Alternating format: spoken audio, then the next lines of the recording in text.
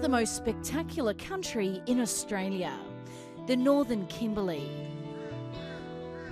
The Dambamanyari and Balangara people have lived here for tens of thousands of years and have left their marks on cave walls and cliffs across the land.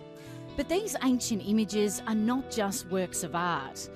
They provide profound historical clues to when Aboriginal people first arrived on the Australian continent.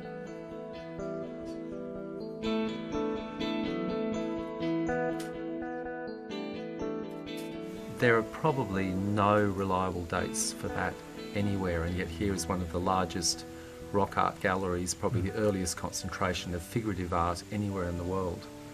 And we're literally on the cusp now of dating it properly with all these different techniques for the first time, so it's incredibly exciting. It's a bit of a cyclonic event. I think that's morphology. So it looks it is a different...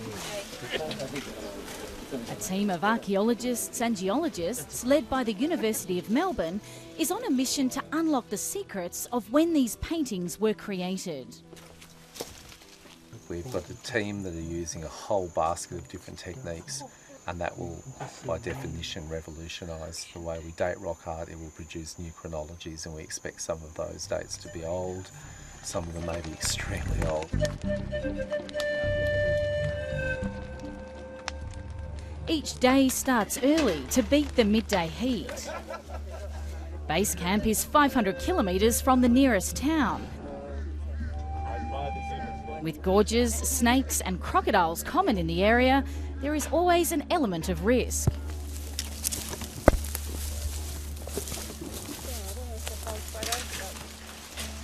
It's an awe-inspiring spot for the young Balangara Rangers, descendants of those who originally made these striking images. I find it a lot interesting.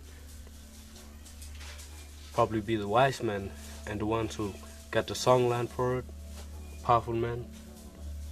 These two great leaders could put these paintings on this wall.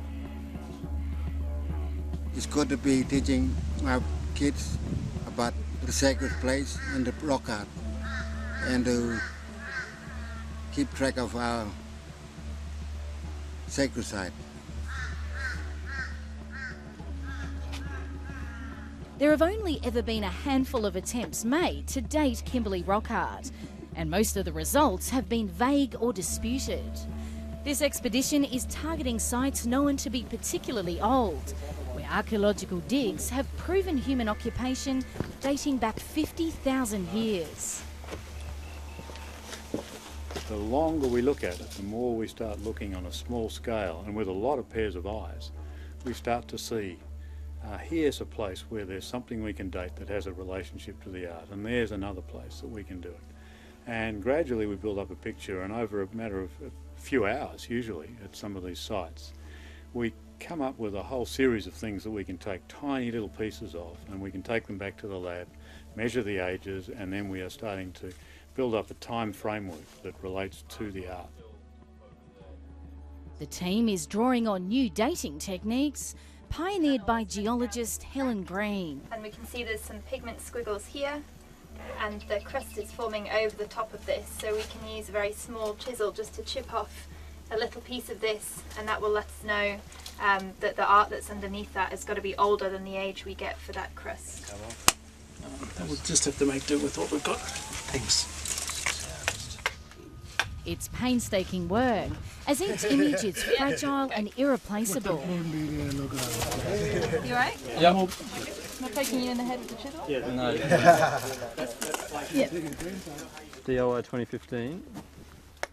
Each day, the scientists collect dozens of tiny samples.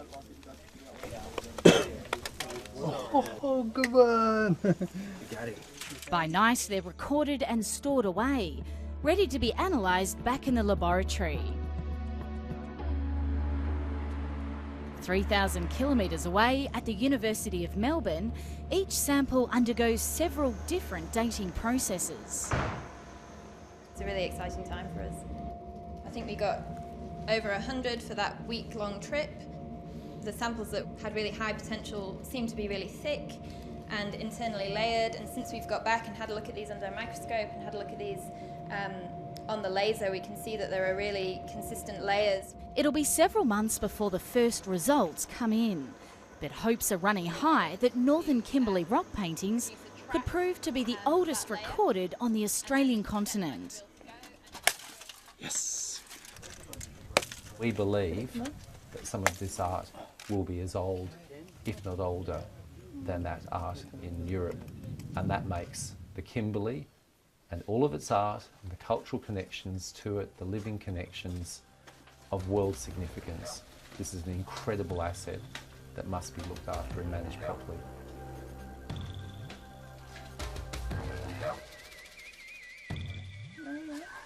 Did you see that hand's got 6 fingers? Yeah. The research comes at a time when there's concern the state government is planning changes to the Heritage Act that would favour development and miners. The traditional owners are hoping the rock art dating project will help them protect and preserve their sacred sites. When you come out here, you guys sit down and listen and learn from our people and others throughout the Kimberleys, and listen what they gotta tell you and how important the stories to all and to us and the land and the people.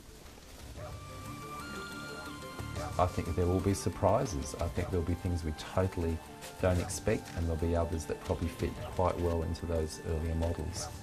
From the general archaeology, from the ground, from occupation sites, it's a 50,000-year history. That's a very, very large canvas, and we expect that to be filled with incredible discoveries.